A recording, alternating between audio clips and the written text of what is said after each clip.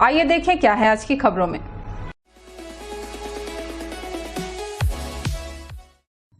भारतीय जीवन बीमा निगम कोरबा के अभिकर्ता संघ अध्यक्ष ने बताया कि IRDAI के द्वारा जो काला कानून लाया जा रहा है उसके विरोध में आज एक दिवसीय हड़ताल की गई है।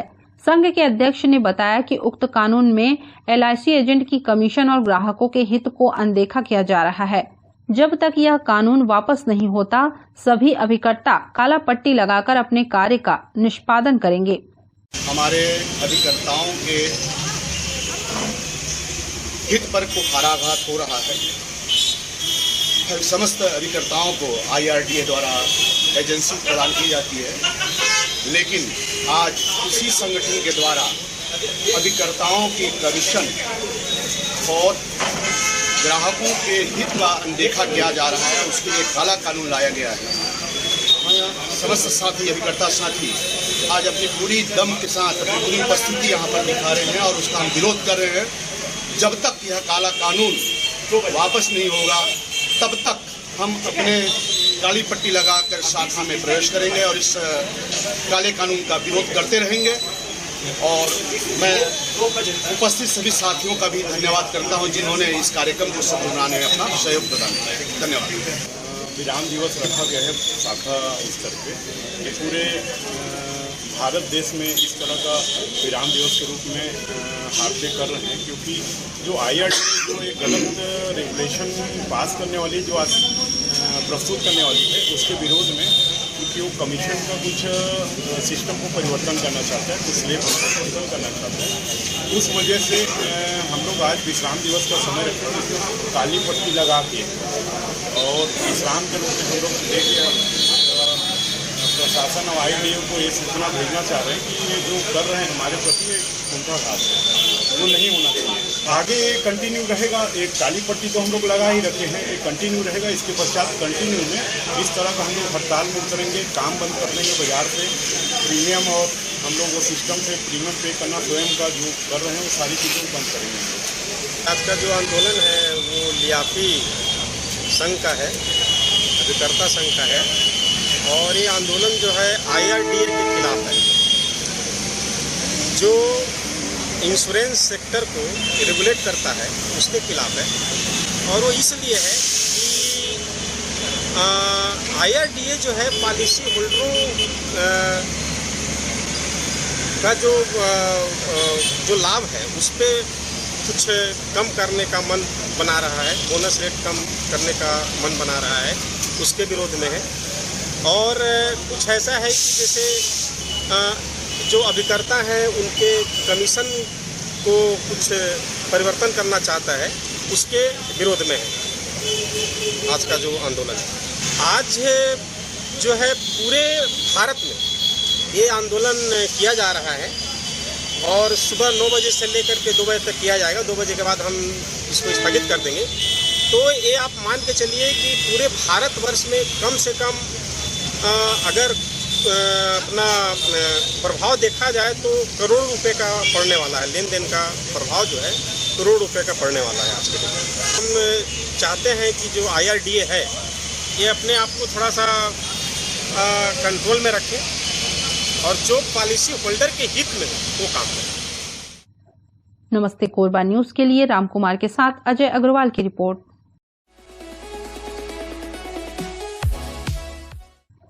कोरबा प्रवास पर आए केंद्रीय ग्रामीण विकास एवं पंचायती राज मंत्री गिरिराज सिंह सुबह सुबह नगर निगम क्षेत्रांतर्गत कोहड़िया पहुंचे। यहां 29 MLD जल शोधन संयंत्र का निरीक्षण कर निगम क्षेत्र कोरबा में जलापूर्ति व्यवस्थाओं का जायजा लिया। इस दौरान संयंत्र के संबंध में आवश्यक जानकारी निगम आयुक्त प्रभाकर पांडे सहित उपस्थित अधिकारियों से ली। निरीक्षण के दौरान महापौर राजकिशोर प्रसाद, जिला कांग्रेस कमेटी ग्रामीण अध्यक्ष सुरेंद्र प्रताप जायसवाल, भाजपा प्रदेश उपाध्यक्ष लखनलाल देवांगन, भाजपा प्रदेश कार्य समिति सदस्य जोगेश लांबा, भाजपा जिला अध्यक्ष डॉक्टर राजीव सिंह उपस्थित रहे। नमस्ते कोरबा न्यूज के लिए अजय अग्रवाल के साथ ममता साहू की रिपोर्ट।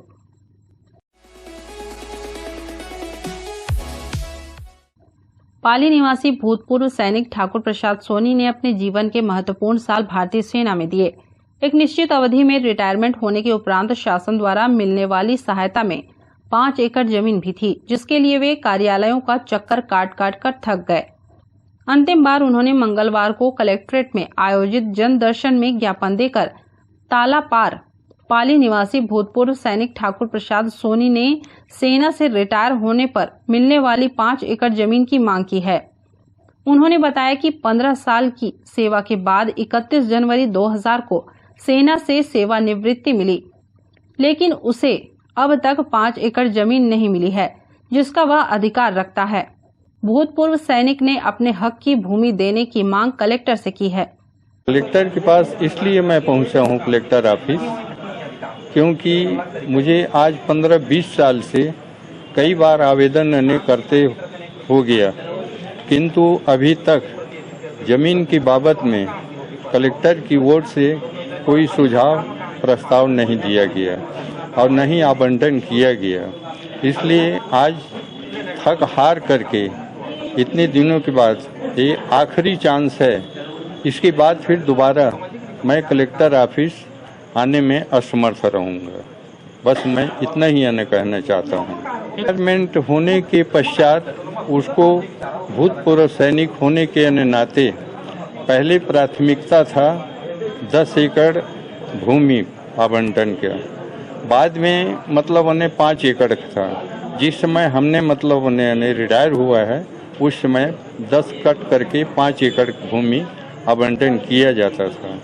हमने उसी समय से ही मतलब खसरा नक्शा पंसाला बनवा करके पटवारी RI कटघोरा तहसील के द्वारा कलेक्ट्रेट कोरबा को भेजा गया, किंतु अभी तक मतलब उसका जवाब मुझे नहीं मिला और ना ही कागजात आया। जबकि मतलब पटवारी RI के बताए के अनुसार ये जो मतलब प्लाट जो उन्होंने दिखाया है, एक जगह 3 एकड़ बताया है, एक जगह 2 एकड़ बताया है। दोनों को अभी मतलब मैं काबिज हूँ, किंतु जब तक मतलब मुझे भूतपूर्व सैनिक होने के नाते मुझे प्रमाण पत्र नहीं मिलेगा, ऋण पुस्तिका नहीं मिलेगा, मैं कैसे शासकीय भूमि को अपना मतलब काबिज कर सकता हूँ। इसीलिए आखिरी चांस मैं यहाँ आकर के निवेदन करते हुए। नमस्ते कोरबा न्यूज के लिए संतोष अग्रवाल की रिपोर्ट।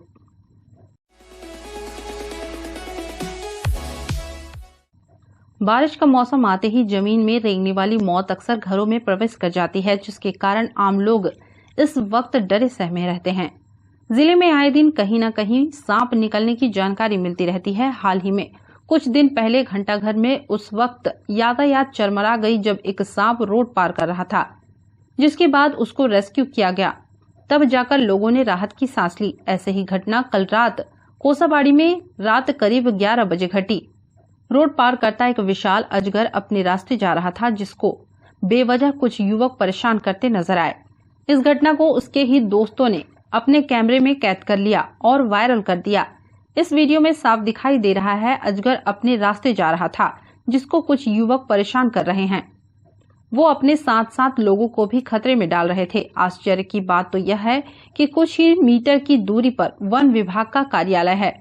अजगर एक संरक्षित जीव है जो कि शेड्यूल में है, जिसको पकड़ना, परेशान करना, रखना अपराध है, जिसके लिए वन अधिनियम 1972 के तहत मामला दर्ज किया जा सकता है, ताकि आगे इस तरह की घटना शहर में ना घटे और लोग वन विभाग से अधिकृत रेस्क्यू टीम को सूचना दे। नमस्ते कोरबा न्यूज के लिए अजय अग्रवाल के साथ रामकुमार यादव की रिपोर्ट।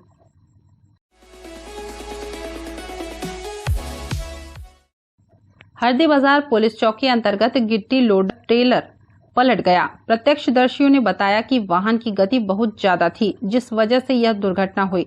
ग्रामीण मार्ग में भी भारी वाहन धड़ल्ले से चल रहा है, जिन पर कोई रोक टोक करने वाला नहीं है। प्रत्यक्षदर्शियों के अनुसार दुर्घटना में किसी प्रकार की जनहानि नहीं हुई है एवं वाहन चालक को मामूली चोटें आई है। इतना मतलब पता नहीं है, पर गिट्टी है गाड़ी में। हाँ। मोटा वाला गाड़ी में उतना टाइम आया तो कोई नहीं था गाड़ी में, सब बाहर खड़े खड़े थे इधर। किसी को चोट उठाया है कि नहीं आया है? नहीं आया था उतना। ड्राइवर का साथ पीठ पे अंदर मोच आया होगा, और हमेशा से गाड़ी से भारी वाहन चलता है क्या? हाँ, गाड़ी तो चलता है यहाँ पे बहुत भारी भारी वाहन। हाँ, 2-3 बार पलट गया है इसमें गाड़ी। और ऐसा गाड़ी ट्रेलर है, टेलर। गाड़ी नंबर कुछ पता होगा? ये गाड़ी और पलटा था वहाँ पे। मतलब हमेशा ये गाड़ी इस तरह गाड़ी और भी हमेशा पलटते रहता बोल दो? 2-3 बार पलट चुके हैं। क्या टर्निंग के नाम से ज्यादा खतरा होता है क्या यहाँ पर? सिंगल रोड के नाम से? टर्निंग के नाम से होगा, ड्राइवर की गलती होगा, कुछ पता नहीं है। नमस्ते कोरबा न्यूज के लिए राम कुमार यादव की रिपोर्ट।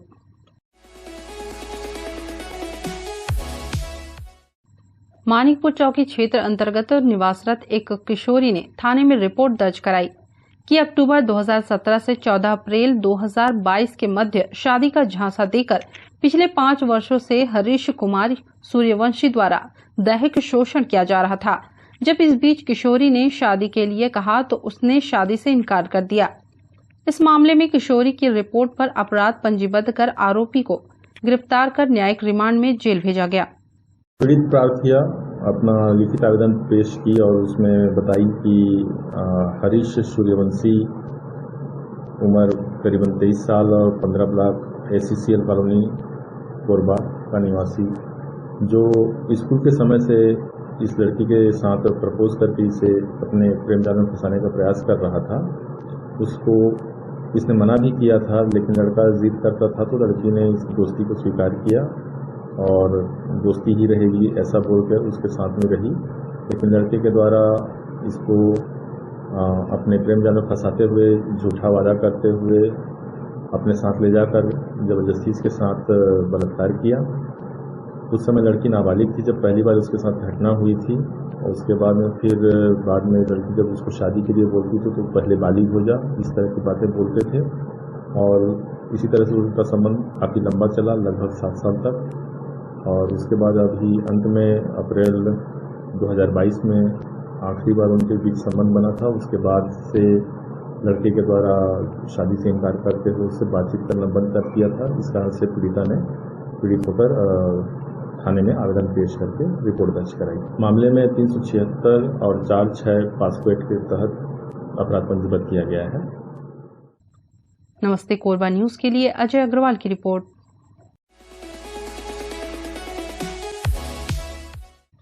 कोरबा जिला इन दिनों नागलोक बन चुका है। जैसे जैसे बारिश होती जा रही है वैसे वैसे सांपों के निकलने की घटना बढ़ती जा रही है।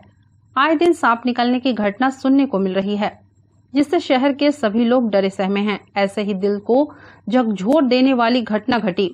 घटना कोरबा जिले से 17 किलोमीटर दूर भैंसमा गांव की है, जहां सुनील कुमार नामक व्यक्ति अपने परिवार के साथ रहता है, जो अपने घर में शौकिया तौर पर मुर्गी पालन करता है। वह रोजाना की तरह सुबह मुर्गियों को आकर देखा तो दोनों मुर्गी अंडे से नीचे गिरी पड़ी थी और शरीर अकड़ गया था।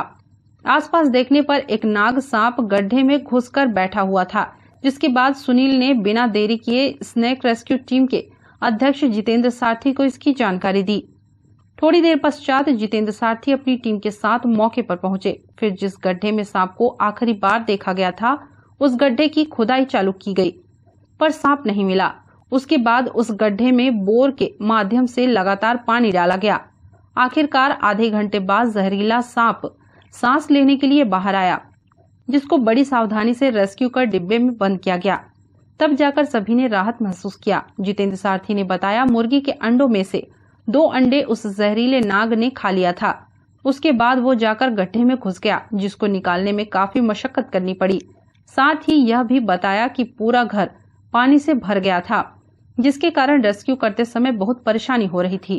सर, जैसा कि जानकारी मिला था, भैंसमा करके जो गांव है वहाँ एक फैमिली है। सुनील जी ने मुझे जानकारी दी है कि उनके घर में जो मुर्गी पालन उन्होंने किया है, 2 मुर्गी जो अंडे देके सह रही थी और जिसको किसी सांप ने काट लिया है करके, तो हम वहाँ पहुँचे और देखे कि दोनों मुर्गी स्पॉट में ख़त्म हो चुका था और अंडे वहीं पड़े हुए थे। और जिसके बाद फिर बताया कि इस गड्ढे पे गया हुआ है, तो हमने उस गड्ढे को खुदाई किया, बट वो खुदाई के बाद नहीं मिला। उसके बाद फिर हमने उसमें पानी डाला और करीबन आधे घंटे के मशक्कत के बाद वो सांप फाइनली बाहर आया, जिसको हमने सुरक्षित रेस्क्यू किया। और इसमें ये था कि देखिए, अब शिकार तो कर चुका था, लेकिन उस फैमिली ने उसको मारा नहीं, तो एक कहीं न कहीं अच्छा ये है कि भाई सांपों को मारा नहीं और दूसरी चीज़ ये भी दुखद घटना ये भी है कि सांप के काटने से वो 2 जो मुर्गी थी वो खत्म हो गई। नमस्ते कोरबा न्यूज के लिए संतोष अग्रवाल की रिपोर्ट। इस बुलेटिन में बस इतना ही। न्यूज अपडेट के लिए जुड़े रहे हमारे YouTube channel, Facebook, Telegram, Instagram, Twitter को सब्सक्राइब, लाइक, कमेंट करना ना भूलें। नमस्कार।